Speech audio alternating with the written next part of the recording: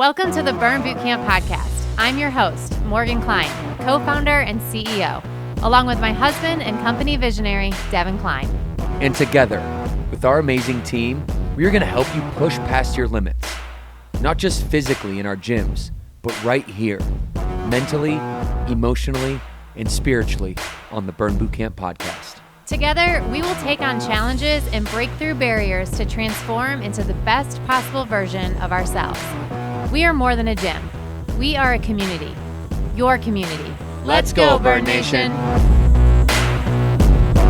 Welcome back to the Burn Boot Camp podcast. I'm one of your hosts, Morgan Kline, and I am so excited to be here today. I am actually sitting in the gym at our Naples, Florida location. We just wrapped up a beautiful ceremony called our Mark of Excellence. They were awarded that amazing award, which more on that, but I got to sit down with one of their members, Samantha, who is actually in our book. So if you have not received our book or pre-ordered our book, make sure that you guys go to the link that we're going to put here in the show notes. But the Burn Boot Camp book that comes out June 18th, we're going to go a little bit deeper in her story today. So Samantha's story is one of the most amazing accounts of healing and survival. Samantha dealt with not one, not two, but 3 different cancer diagnoses.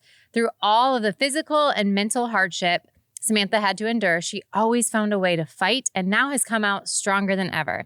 So like I mentioned, Samantha's story is showcased in our new book. So we're very excited to have you on the podcast today. Welcome. Yeah, welcome. All right. So we're going to go deep today. We're going to talk about, everything you've went through pre-burn. And then obviously burn was introduced to your life and kind of where you sit today. And our hope is to, inspire someone that's listening that maybe be going through a difficult journey, whether that's cancer or something else. But let's get started by going back before your journey with Burn Boot Camp started.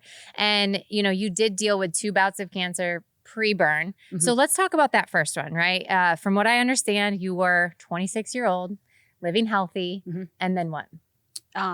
So up to 26, I was always an athlete, always involved in fitness, nutrition. That was always important in my life, and never had any health problems. Like I was always just in really good shape, like never had any issues like that. Never even like broke a bone. And so I felt a lump in my right breast, and I don't want to say ignored it, but whatever. It was just like, okay, I'm going to go to the doctor. It was summertime. We had already had vacations planned. I'm like, yes, I'll go to the doctor when we get back. And my mom and many of my other family members have had lumps come up, and they've done biopsies, and they've just been calcium deposits. So, I was kind of just under the assumption that is what it was going to be. So went to the doctor. She's actually a member here. Oh, wow. Yes. And she's been all through the way, just amazing. Dr. Holly Miller. So anyway, I went and she did a physical exam, and she said, this is probably just a calcium deposit, but let's get it checked just in case.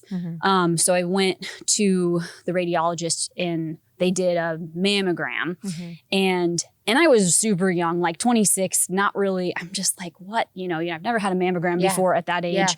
And I remember they like pulled me into the radiology office where he had the scans, and he was showing me like, this is not normal. And I remember thinking like, okay, like what's happening here? So I ended up having a biopsy, and it came back as abnormal cells. They weren't quite sure what, and they had biopsied one of my lymph nodes as well.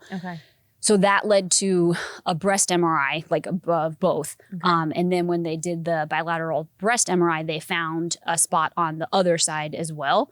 So then they did another round of biopsies, and then I got connected with a breast surgeon.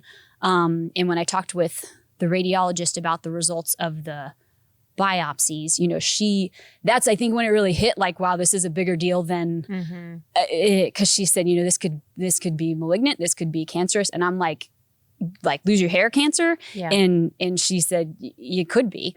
So got connected with a breast surgeon, and the nurse navigator was really wonderful. They were very just supportive and helpful through the thing, and knowing, in all of my journey, I walk into medical offices and I get that same look, like, what are you doing? Like, you're too young to be here. Like, are you here for your mom? Like, right. So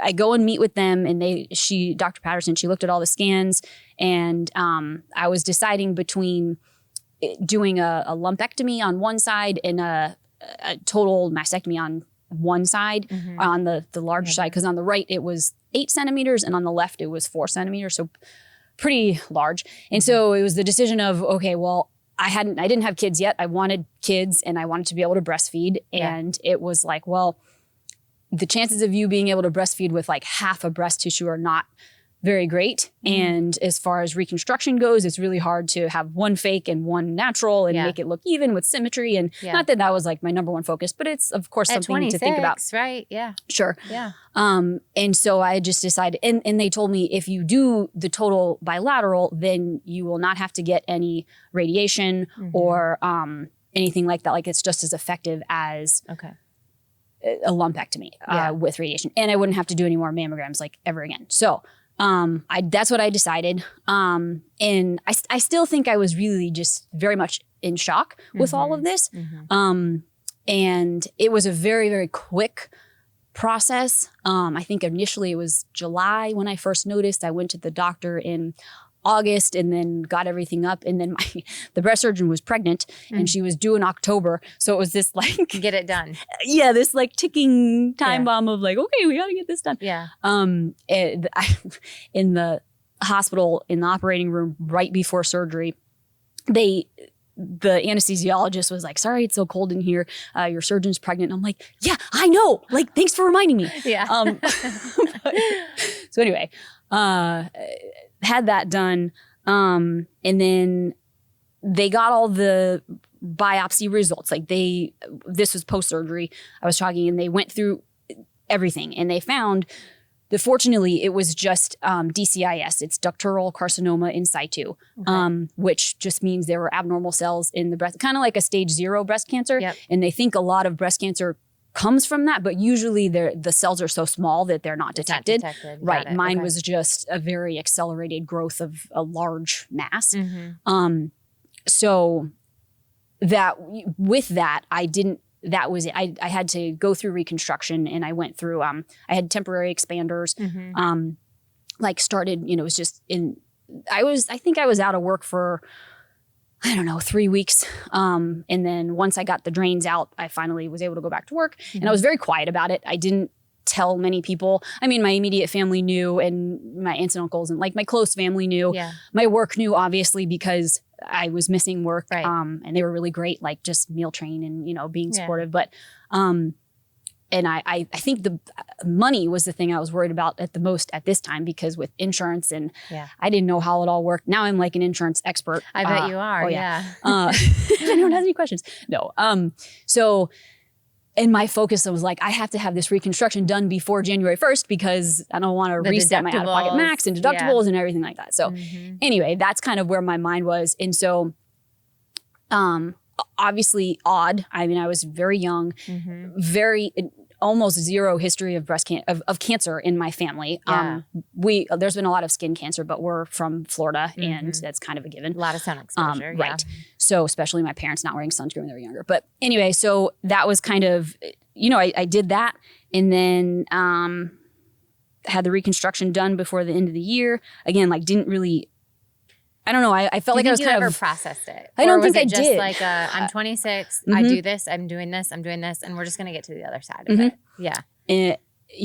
Do you think that because I would imagine I've never received news like that, but I would imagine you can either kind of go into that fight or flight mode where you're just like you don't even allow your brain to understand maybe what is going on. You're just getting through it. Right. And I think it's probably important at some point to make sure you did process what you really went through. So we'll continue to talk about really what was next because you probably didn't get that opportunity to reflect back much. So let's go into number 2, cancer diagnosis number 2. So, this one is a little bit more unique because you were pregnant. So take us to, you recovered from breast cancer. You got through that. You built that mindset. And then how much longer until something else came up? So I was 29 at the time. So it was like 3 years later. And I should mention my husband has been with me through this whole entire thing. thing. Yes, Okay. we started dating when I was 16, and we've been together High school since. sweethearts. I love Yes, that. it was kind of, we had planned to just have a fun summer thing, and then all of a sudden we got married. But no, he really has been amazing through this whole thing, and I wouldn't have gotten through it without him. So when we got married, we were married before I had the mastectomy, but we hadn't been married very long. So when I was about 28-ish, we decided, okay, we're ready to have a kid. And I got pregnant. I had a great pregnancy. I worked out the whole time. I was teaching spin classes, eating really healthy. Felt good. I was really focused. Yeah, like of course the first trimester I was tired, but that's normal. That's normal. And then second trimester was great. Like everything was just feeling really good. And then at this point, for someone that had been healthy for the most part, besides the mastectomy, it was like the most closely medically monitored I had ever really been for an extended period of time. Because, when you're pregnant, you get your blood work and you go for checks and just making sure everything is good. And I truly I felt great. And then I'm in the school system, so we usually vacation in the summertime. We were in the panhandle of Florida in July. It was around my birthday, and it was hot.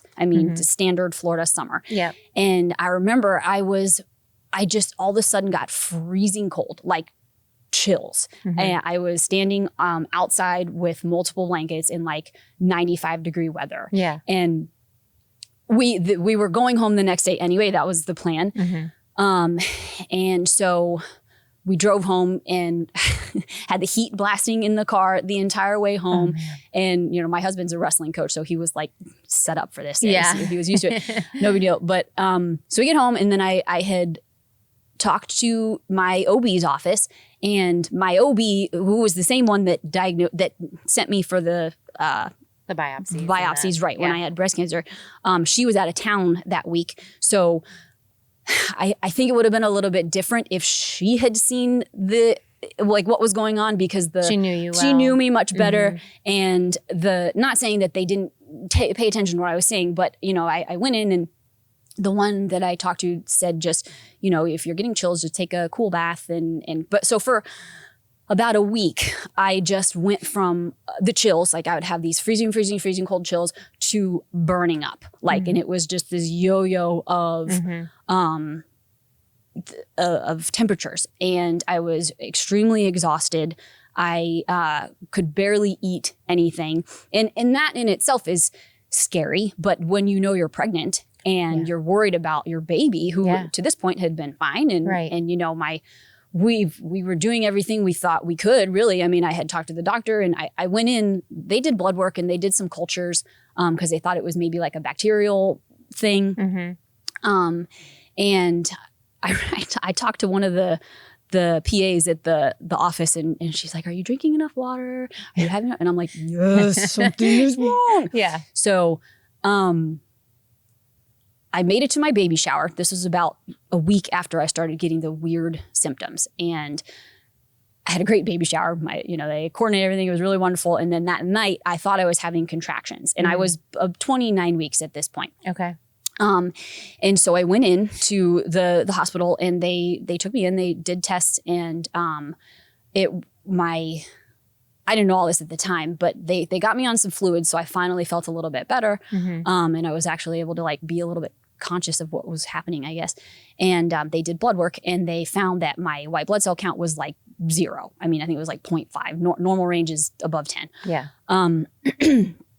And so did they check? And I'm sorry to interrupt you, but did they check that the week prior when they were doing some work? They on did, you? And my blood work was okay the week before, and also because I was pregnant. Yeah.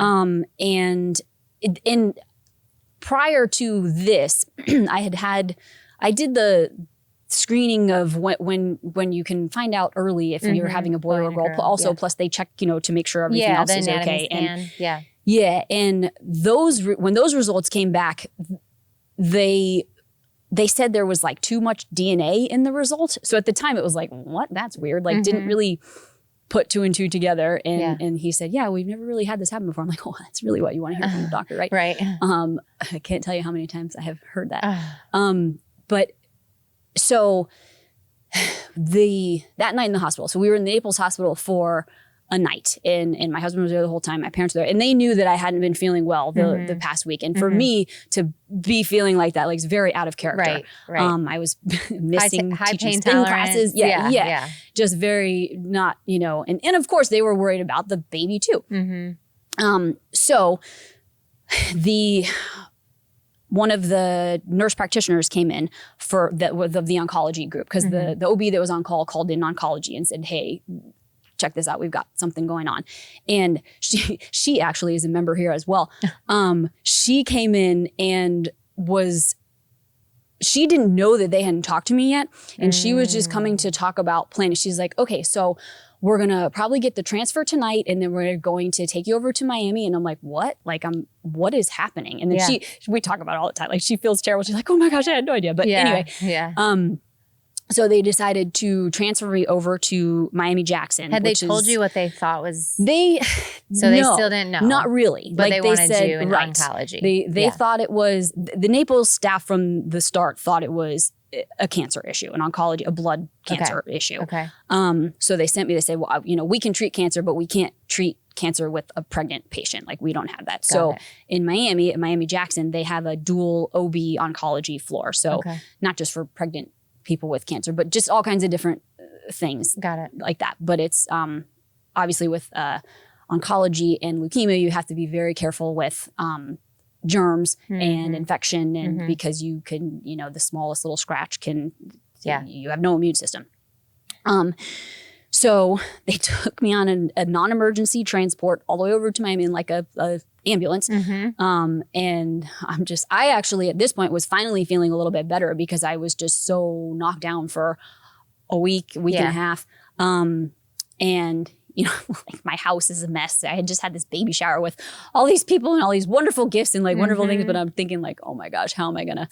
And it was the end of the school year for school, so I was going into summer break, so that kind of worked out well, because I wasn't having to like miss work. And so we got to Miami, and Miami Jackson is like not Naples. I mean, I grew up here. Naples is a really nice place.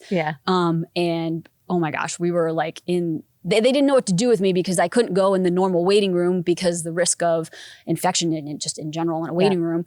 And we were in this one room for like 2 hours. I'm like, did they forget about us? Like, what is happening? Like, I was starving and just and my husband was leaving the whole time. So we see someone that was like in jail and pregnant at the time, like walking down the hall. I'm like, oh my gosh, this is like a totally different world. Like totally not what I was used to. So finally got his intake, got onto the OB oncology floor. Intake nurse took everything in, got all the stats and everything. And the next day talked to the oncology team. And they were specifically hematology, which is blood cancer. So he wasn't convinced that it was leukemia at the time or any type of blood cancer. He thought it was maybe still like a bacterial thing. And we were still waiting on the results of the cultures, because those take a few days to figure out what's going on with that. So then it was this huge roller coaster of like, okay, I'm sick, I have cancer. Oh my God. Oh, okay. Maybe I don't. Maybe like, not. oh yeah. So finally, I don't know, I 4 or 5 days later, they finally decided to go ahead and do a bone marrow biopsy, which would be the determining factor of like what's really going on. So like laying sideways with my big belly, like it was the worst part was like at the end, they're like, okay, we need a finger prick. I'm like, seriously? You couldn't have done that first. So that came back pretty quick. So found out like the next day, like, okay, you have leukemia. And some of the doctors that I talked to in Miami a lot of them were trying to relate it to the breast cancer and the mastectomy, because sometimes radiation can cause other cancers in the future. But you didn't. But I kept telling them, I didn't read the chart. I didn't have radiation. Like it was just, and it got frustrating too, because it was like, especially at Miami Jackson, they're a teaching hospital. So there are always different rounds of people and rotations. I mean, some amazing doctors and incredible things, but gotta have a lot of patience. Right. And it was just like, okay. So, I was 29 weeks at the time, maybe 30 by then. 29 weeks when I was actually diagnosed. And then it was the like, what do we do now? Because obviously you can't have hardcore chemo when you're or pregnant. radiation, really. Or radiation, right. Yeah. So they decided we're just gonna wait this out. I had a like a spinal tap where they tested the spinal cord, and it had not gotten into my spinal cord fluid, which was good because that means it was further progressed. So they treated me with it's called vincristine. It's like a lower dose chemo, I guess, in what they used to use in the past that was effective, but not for long-term effects. Like it kind of just like keeps it at bay. Yeah.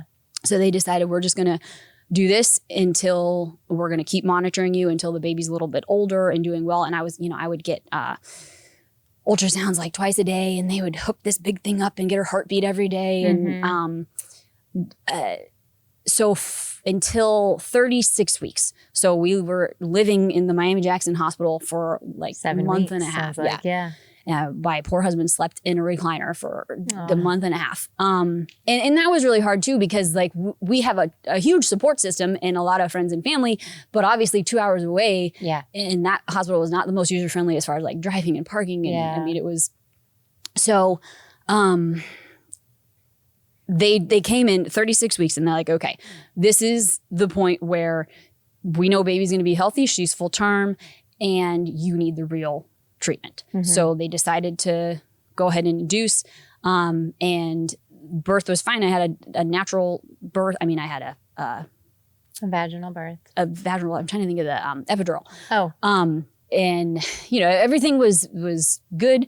And then she went straight into the NICU just because of the conditions of what was going on. I mean, she was fine. She was actually 5 pounds for 36 weeks was, pretty good for, I may have said 34 weeks. 36 weeks is when they decided to induce. And they just kept her in the NICU just to make sure everything was good. And she was all good and probably would have been released sooner. But because it was leading into like a holiday weekend, they didn't want us released coming because once I had her, they're like, okay, you can go back to Naples. Like they can continue this protocol. Because they can treat cancer just because you're not pregnant anymore. Exactly. So in the meantime, while she was in the NICU, I started the real treatment. And with leukemia, I actually didn't have as many of the terrible side effects as you hear with cancer. The hardest part was just the germs and having to be careful about not getting sick and being exposed to stuff. And this was pre-COVID before everyone knew how to like super sanitize everything. Right. So they started the protocol and they wanted to make sure, the connection in Naples knew how to continue and with the best care and everything. So they transferred me back, and coming back to Naples was like, we got such a different experience. We had a nurse down in the like waiting to welcome us and like bring us up. I mean, gosh, it just night and day. And were you able to bring your baby home at that point? Yes. So, and that's something that I am really disappointed about. And there's nothing that I can do to change it. But like, I didn't get to bring her home. Like I went home in an emergency, non-emergent ambulance again. And then my dad and my husband drove home with her. Yeah. Right. Yeah. And, got to take her home for the first time. And I was in the hospital. Yeah, that's tough. As a mother, your instinct is to be there. And at the time I wasn't as, I don't know, I felt like I was watching a movie of somebody else's life the entire time. Yeah. It was just, and I think that was the only way I could process it. Like that was just, I missed out on so many things of like, what you go through pregnancy and different things. And so especially your first time. Right. Yeah. And worrying that she was okay. And, here she's this little peanut. And so they got me back to the Naples hospital and they finished the main, course of treatment for the most part. There was also a major hurricane that came through. Oh, lovely. Like right when we were, so, they actually sent me home from, I was in the hospital in the Naples hospital for longer than expected because my fibrinogen was too low and they were worried if I was going to go home, I was going to bleed out. And then, another family friend who's also an oncology nurse said, well, are they taking your blood work through your PIC line? And the PIC line was like a more permanent IV basically. And and they can administer chemo through that because you can't administer chemo through some chemos through a regular IV because it will just like burn the IV up. So anyway, they did regular blood work out of my vein, and then the levels were good. So they finally were like, okay, we can consider you going home. And then the hurricane came and they're like, well, we can't get your chemo anyway, so we're going to go ahead and send you home. Like, it was just such a crazy, like, what is even happening right now? So I go home to a house of, you know, a newborn, and still just wild. So hurricane came, we were all good. I didn't have power for a couple days. Then I went back to the hospital to continue treatment of like because with the leukemia I had, it was ALL. There's like a 30-day major where you're in the hospital for 30 days and they do a various cycles of different things. And then after that, basically it was like 1 week home, 1 week in the hospital, 1 week home, 1 week in the hospital for, that was through like February. So September, October, like 7 months of this. And then once I got through the 7 months, then it went into maintenance therapy. And with leukemia, the maintenance therapy is about 2 years long. You're on oral medications and steroids, and then you go like once a month for an infusion.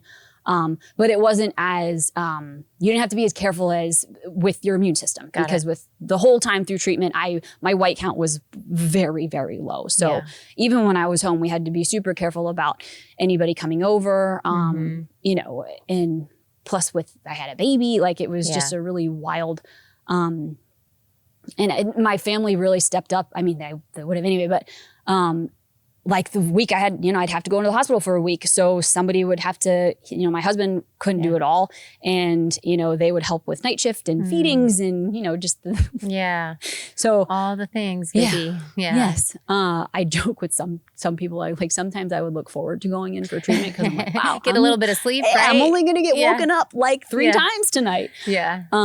So take us back, you know, that's a lot, first of all. Like that's a lot for anyone to have to go through, let alone doing it while you're pregnant. And I know for me, I've got 3 kids and they truly have given me a new purpose. So I can imagine when you did get that, when, you know, you're 29 weeks pregnant, I would imagine getting your daughter earthside safely was a big motivation for you and probably helped you get through a lot of negative thoughts that you may have had. So, you know, I mean, I think it's okay. I just want to give you that permission to share that mindset during this. Yeah. You know, for anyone that might be going through a hard thing right now. Yeah. What are you living for? What are you fighting for? You know? And this whole piece, like while I was going through the major piece of treatment in the first like 7-8 months of her life, I think I was so much on hyperdrive, like survival mode, like we talked about, that I was pretty good mentally. Like it was actually, I was always thinking about like, okay, planning out my treatments. Like, okay, this is what I need organized. This is what we have to have done. Yeah. I need to make sure we have formula, you know, just the steps of life. So in about February, I was ending treatment and it was going into my like maintenance phase. I vividly remember it was close to Valentine's Day and it was my daughter's first Valentine's Day. So I set up like a little photo shoot, you know, on the bed with little stuffies and stuff and a little outfit that somebody had bought her. And I remember thinking like, why don't I want to do this? Like I want nothing to do with this right now. Like I remember like, I knew that was not right. Like I was so happy that she was healthy and I was doing good. And so I went back to my OB's office and again, the same one. And she's like, well, you know, I got a minor in psychology. Like I'm going to do the like your poor little amygdala has been working so hard for the past 10 months. And excuse me. You need, now it's finally resting. And then this was the point where I fell into a horrible depression. And I don't know if it was delayed postpartum or PTSD or, you know, and I'll never know. But I mean, it was kind of all comes crashing. It all came crashing down. Yeah. Right. And I didn't have that constant, like, what's coming next. It was like, okay, let's get back to real life type of thing. And that's when I really, I think, started to understand the depth of what had happened and what I was going through and scared about like, well, what if it comes back? Or what if my kid gets it? Or and those thoughts started to spiral. And I got into a very dark place. I mean, there was probably 2.5, 3 months of my life where like every second of every day I was fighting thoughts of suicide. Yeah. And just constant, and like crazy things would go through my head. Like, well, if I kill myself, I got to make sure it looks like an accident because, I want to make sure he gets the life insurance policy. And like, and I just truly thought that the world would be better without me.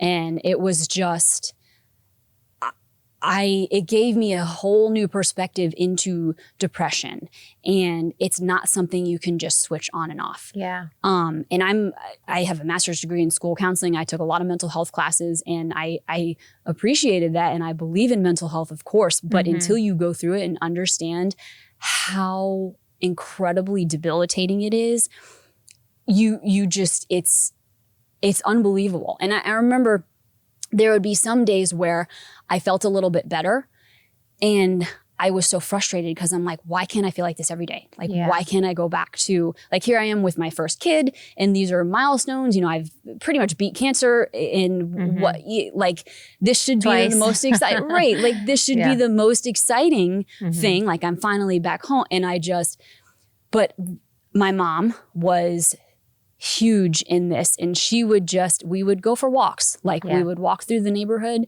and it was an easy thing I could do, pushing the stroller, and just that exposure outside. So like piece by piece, I started to feel a little bit better, and I did get onto antidepressants, which didn't fix everything, but I think it helped. It gave me enough, that boost to like be motivated again. Because I mean, there were days where I literally just, I would wake up in the morning and I'm like, oh, it's I couldn't wait till it was time to go to bed. Like, I just didn't want to be alive. I didn't want to be there.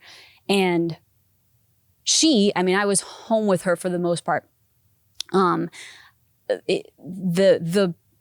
daily tasks of taking care of this little helpless being are what kept me alive. And just kept me in that basic routine of like, okay, gotta feed her. Okay, gotta do this. And because there were days where like, I didn't even want to get out of bed. Yeah. Like, so she got you out of bed, and she kept you moving. And my husband had gone back to work. You had to at fight this that, time, right? Right. It's a constant battle, like you said. And I've never experienced depression, but I certainly want to honor it. And it isn't something, like you said, that can be a switch turned on and off. And it sounds like you have a really great support system that you were able to lean on during your pregnancy and helping with the baby. Did you feel you had that same support system, and were you quick to ask for help, or was there a period where you tried to stuff it away? I did. I mean, the support was always there. It wasn't as strong as it was when everything first happened, because when I was first diagnosed, everyone knew I was pregnant, and everyone was all excited for me to have this kid. And my family, my friends, my work environment, and they all stepped up so much. But then, everyone was like, oh, great, you're through treatment, like things are good. Right. And so it's not like that they didn't care anymore, but that went away. On the surface, everything looked like life was going back on. And I think that is what depression is so silent for so many people. And there's, because I've obviously talked to a lot of people that have experienced it, and there's shame that comes with it. There's guilt that comes with it. There's denial that comes with it. But it is that, 800-pound gorilla in the room sometimes. And I think I just want to, if anyone's listening to this, I'd love to give them some encouragement from, your experience on just the importance of asking for help and talking to somebody about it, and that you shouldn't feel any shame or guilt around it, because it is something that, like you said, you can't just turn off. Right. And the frustration of like, hey, why can't I go back to the way I felt before? Or why can't I? And my heart really goes out to people that have struggled with depression for their life. I mean, this was a situational depression for me, and something I knew about, but had never truly personally experienced. And I remember I was sitting downstairs one day when everything really started to sink in, and my mom and my sister were having a conversation with my dad, in another room, but I could overhear. And my mom and my sister were kind of like looping my dad in to like, do you realize how serious this is? Like, we need to make sure somebody's with her or checking in. And my mom one time, she said, if you ever get to that point where you want to kill yourself or you're going to taking that action, call me. Yeah. And that commitment, at the time I was like, okay, but there were times. I mean, there were times where I was in the kitchen with a knife to my wrist or thinking about like how, drowning in the pool. I mean, just all kinds of things went through my head, but I always came back to that. Like another friend of mine, a very close friend said, well, does it make you sad to think of your daughter growing up without you? And at the time it was kind of like, no, she would be better off without me, because you're in that automatic thought of like, I'm not good for the world. There's nothing, but I kept coming back to that. And I kept thinking, I can't get through this. And acknowledging the fact that it was not going to be a light switch to turn off right away. And I had to figure out what are the baby steps I can take to make myself better. And talking to someone, I didn't talk to a counselor. I wish I would have. And it's like, how doctors are the worst patients, like counselors are the worst clients, I think, because I think that would have helped tremendously. I had my mom and she was always there, but to just talk to somebody from an external perspective. So anyone that's considering, going through something like this, if you're not already involved in therapy and having someone who is really checking in on you, like that's just so important. I think I just didn't want to like go through the whole story and this and help them understand. And so, so I went on antidepressants and that helped. I went back to work. I was out for a year. I stayed out for a year. And going back to work really helped, because not that I was like super pumped about being at work, but just the connections and my getting back into a normal routine of having new up. responsibilities. Yes. And my kid was she stayed with my mother-in-law for the first year. So dealing with that, we were lucky for that. And about in October, I should go back. There was a point through this depression where I genuinely considered just like getting rid of all my workout clothes, because I was like, I'm never gonna need these again. Like I'm never gonna want to do this again. And this is from someone who like you grew my up whole active. life. Right. I heard that in your story earlier. Yes, so. my whole life, and fitness was always a priority. And I really just I thought that. So feeling a little bit better, but I still was not me. Like I still wasn't happy. I wasn't energized. It was still not the constant thoughts of suicide, but like still why am like I a doing shell this? Of yourself a little bit. Like what is the point of all of this? Why are we doing junior graduation checks? Like it doesn't matter. Like just very, negative thinking, and just really, I wasn't who I wanted to be, who wasn't the mom I wanted to be to my kid, and just wasn't the wife that I wanted to be. And so I had been to the free Saturday workouts when Burn used to do the free Saturday camps. And one of my good friends was like, hey, why don't you try Burn? Like they have child watch. You can go right at 3:30 right after school.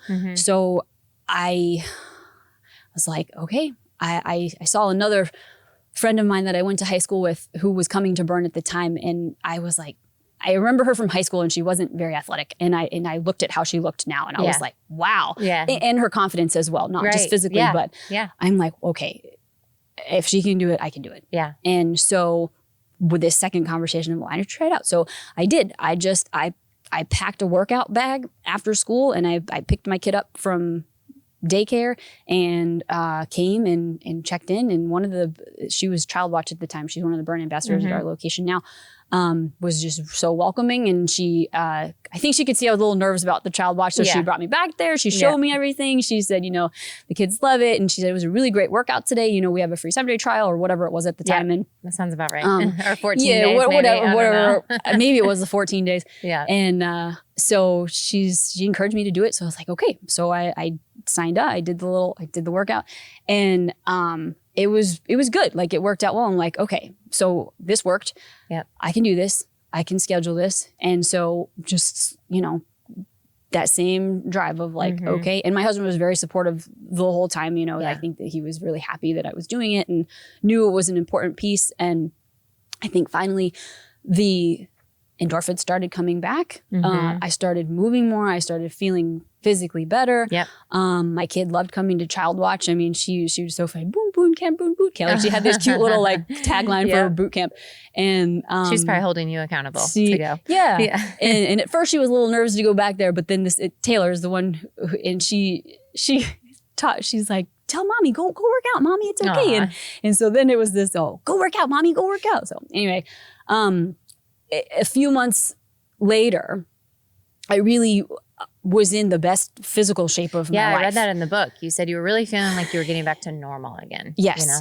And it truly, I mean, it saved my life. It took me out of that mundane, what is the point of this? Why am I doing this? And let me live again and let me realize like how wonderful life really is. I mean, and so mentally, physically, just doing really well. And Holly, the Burn franchise Naples owner, we were on the rig doing something and she's like, I want you on the transformation wall. And I'm like, I don't know. Like, and she's like, your arm, you just look at your arms, like how much? And I'm like, yeah, I guess like, okay. Yeah.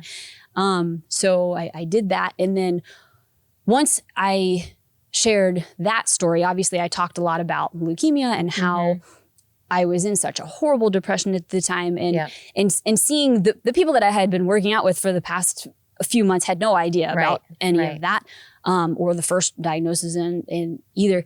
And seeing their reactions as to like, oh my gosh, like it's truly like you really don't know what is going on in other people's lives. Yeah. So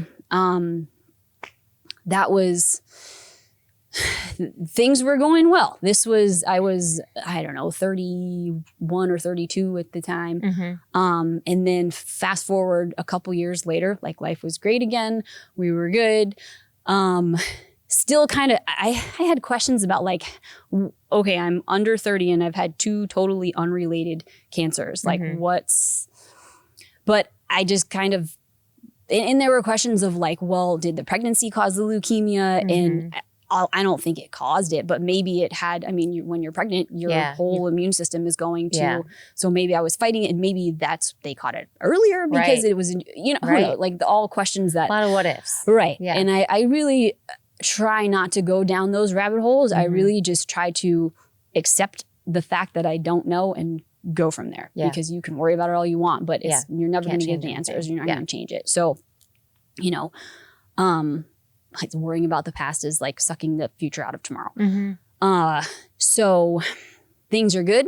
And then all of a sudden we did one leg workout one day and my knee really started to hurt, my knee and leg. And it was, I just thought I just went too hard and it was, okay, let's rest it. Let's take a week off. Let's see how it's going.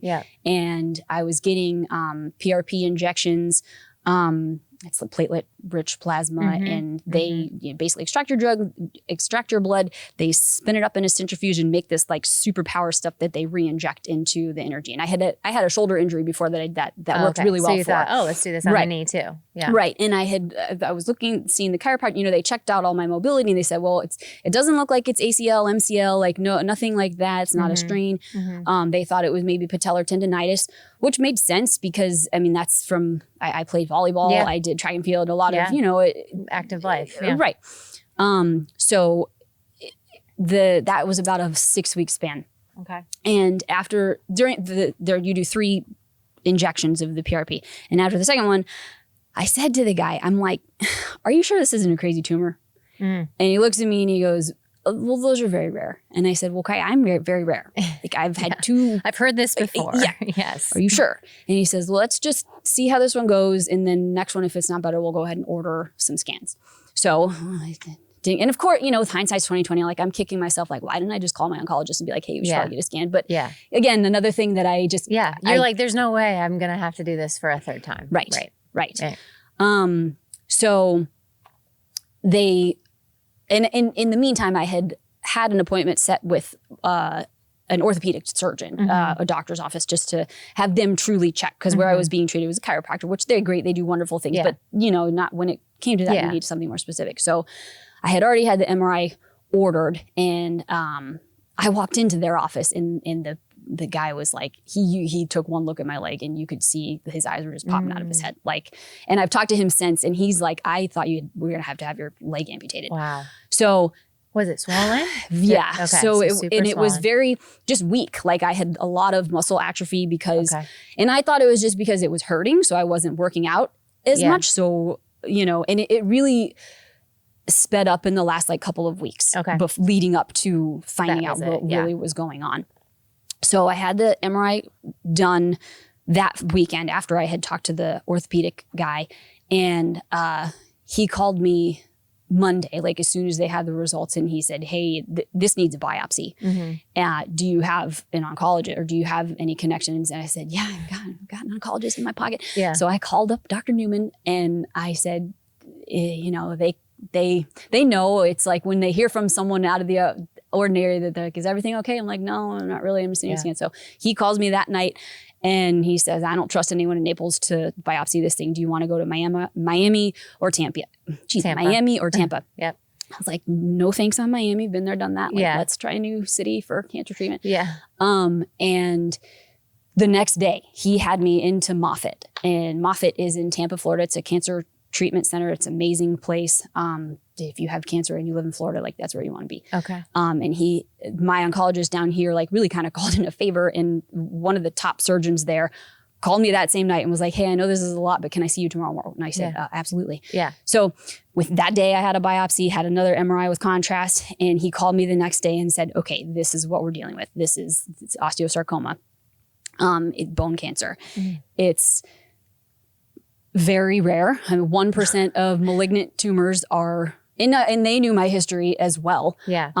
So at this point, he said, we don't need to worry about this right now, but we're going to get some genetic testing done to find out if there's a component that's causing all of this, because there has to be. Like, how could this we is have not normal for someone, right? Especially for someone that, like, I don't do red dye, any of the things that you would think. Yeah. You live a healthy lifestyle. I followed all of the things. Yes. Nothing that would lead to cancer.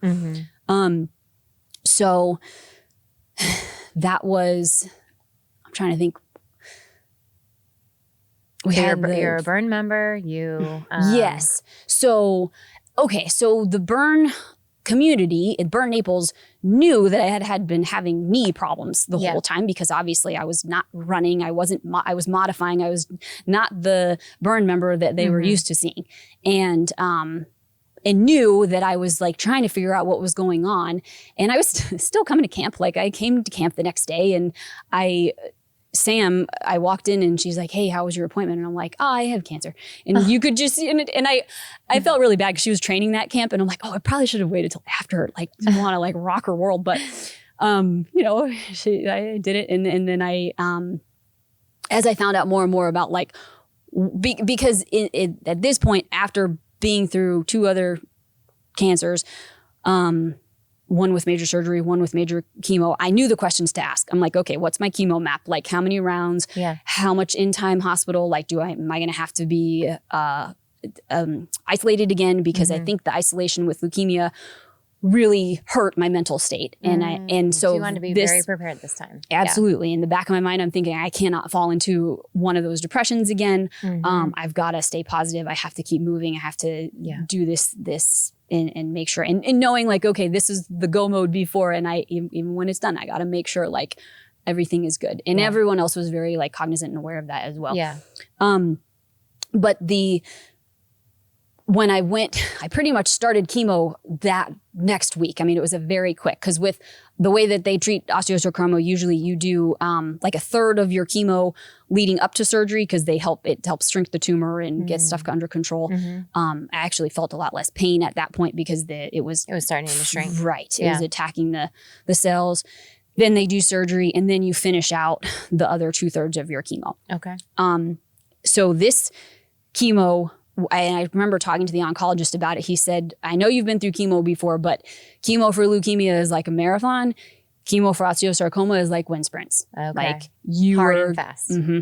And so it was kind of the same thing. Like it would be a week of chemo, week off, week of chemo, week off. And that was pretty much, and I was traveling up to Tampa for all of this because I wanted to be treated there. Yeah. And which it's like a 2.5 hour drive from here. So it could be a lot worse, but still, and plus my kid is 5 by this time. So we're still in the mode of like, okay, she's starting kindergarten. We gotta, all the life things, right? Yeah. And my principal was very understanding and flexible, and I'm a school counselor, so I was able to work remotely a lot. Okay. Do like some zooming in with kids. Yep. Yeah. And because with osteosarcoma, when you're not in treatment, you can pretty much live your life normally. It's not you don't keep the immunocompensation. It's just the chemo that knocks it out and it comes back. So I was able to go to work and go kind of back and forth, and that kind of kept me sane, I think. And I knew that was an important piece that I needed to keep my mind going. And I would in the hospital be able to do things and just stay, keep distracted. Tell us what you did in the hospital, because you shared this earlier with us, and I think it's incredible. And I started talking about this, and I kind of got sidetracked. But when I was diagnosed, the burn community was just incredible. People that I had never even talked to before, didn't even know, like maybe had seen them once or twice, like personally reaching out to me. They did my sister started a GoFundMe, and once they posted it on the burn Facebook page, it was like just the monetary donations, the time, the thought, just incredible. That's what the burn community does, right? Like I knew I had a lot of friends and a lot of people cared, but wow, it was just like I couldn't even believe it. So when going back to when I found out for sure this is osteosarcoma, one of my first thoughts was not like, I'm going to die or I'm going to get my leg amputated. Literally, it was, I'm still hitting 250 this year. And I had hit moving club. That keep moving club. Yes. And I had hit it the 2 years prior. Okay. And I was on track for it. And I'm like, so I'm contemplating, I'm calculating in my mind, like, okay, well, it's summertime if I double up on cardio and then, I can do, so I'm like planning, so that really was such an important piece because it kept me sane. Yeah. And while I was in the hospital, I would bring my mini bands and I would bring like little things and find out ways. Obviously I was not doing like box jumps and burpees hooked up to an IV, but I did. Or if it was a cardio day, I would go and walk the halls 15 times, or I would do little water bottle. I had the nurse, the nurses were so funny, like, oh, you're making us feel bad. Like you have cancer and you're working out more than I do. And like, hopefully you inspired them a little bit. I did. And sometimes they would come and do it with me. That's awesome. And when I would be back in camp, obviously having to modify, and this was pre-surgery, still had to modify some. But people would come and modify with me. Like, they would go and I couldn't do the full squat, so I'd do a wall sit and someone would come and, hey, how's it going? And, that's incredible. So tell us, did you hit Camp 250? So I had surgery in August 31st, and this was 2022. And I thought, I didn't realize the surgery was going to be as major as it was. I thought, okay, no problem. It's a knee replacement. I'll be back in a month. I had talked to a lot of people that had had knee replacements before, or even like ACL reconstruction. Yeah. Holly had torn her ACL at the time, and she's like, I remember that. Yeah. She said, my, in PT, I see people with the knee replacements and they're like, doing better than me. And so my mindset is like, okay, this is not going to be that bad. Yeah. Well, it wasn't just a knee replacement. It was major leg surgery. Reconstruction, right? Yes. They removed the tumor, which was in my femur. It was about 21 centimeters, so about a third of 7 inches of my femur was totally removed. There's a prosthetic piece in there now. There's a rod that goes in the rest of my femur, total knee replacement, and then a rod that goes in my tibia. Wow. So really I was not back to the gym and normal in 30 days. Yeah. But I still had that goal in my mind, and I was like, well, okay, I'm not doing the full workout, but I'm moving. So this is what the Keep Moving Club, that's what's important about it. So I got to December, and December I was better. I was a little bit more mobile. I was able to do a little bit more, not having to modify as much. And I calculated, and I'm like, oh my gosh, December 31st is going to be 250. So I kept it pretty low key. Like I didn't tell a lot of people, but they knew, and a couple people knew, and I walked in, it was a Saturday, I walked into the 7 a.m. and I'm looking around and I'm like, why are all these people here? Like what? All the trainers were there. There were people at camp that I've worked out with before that don't normally work out at that time. And I'm thinking like, all right, like what's going on? Yeah. And then they announced Sam was training again. And, you know, she, to announce my 250, she got up there and she choked up and she's like, I just can't even, but I wouldn't have made it without everyone there supporting me every step of the way. Like it was just, and they had a gift for me and like all this nice stuff. And then if you fast forward to the following year of hitting 250, I had gone through some other stuff. It was not as easy as it could have been, but I did do all my workouts in camp, which I was really excited about. Same thing happened. I walk in and I'm like, feels like a 6:30 camp, and I'm like, there's no way they're gonna do this again. Like I already had cancer. Like they're not doing. But again, like just I had already felt so loved. I couldn't feel like I could be any more loved, and there it was again. Yeah, just. Well, you're worthy of that love. I hope you know that. You know, like people wouldn't do that just for anybody. So your story is inspiring, and you've been through more than anyone should have to go through. And I think that I hope you're proud of yourself. You know, I hope that you take time often to just really be proud of what you've done, because that could take somebody down, you know, and you've been challenged a lot with life. And I pray that you don't continue to be challenged. Although I would bet that anything that's brought your way, you're going to get through, because you've gone through so much. And so as we wrap this up, I just want to give you a final opportunity to address our listeners if they're going through something, and, you know, just in that encouragement to do what you've done. So as I talked about in the panel today, yes, what I've been through is horrible, and it was really hard and tough, but everyone is going through something, and you know, it's certainly not a competition. And yes, what I went through was difficult, but that doesn't minimize what other people are going through. Like, you know, people will tell me, "Oh, you're a superhero," and it like makes me uncomfortable. And I'm like, "Well, thanks. I'm just trying to live life." But and this whole experience and what I've had to go through.